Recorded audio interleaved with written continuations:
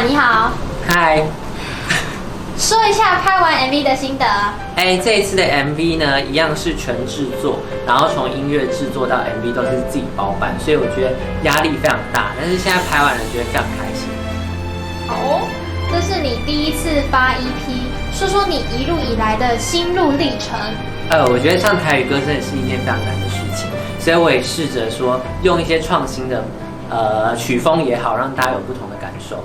哦，来评论一下你的舞者吧。舞者哦，甜美可爱、温柔善良。谢谢你，爱心。谢谢。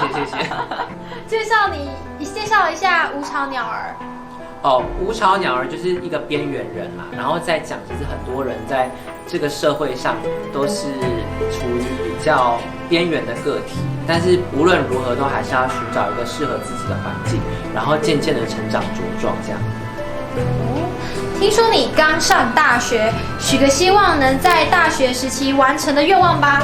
我希望我这一次是发 EP， 下一次发专辑好不好？好。易成儿最新的一批《无羞骄傲》正式上架。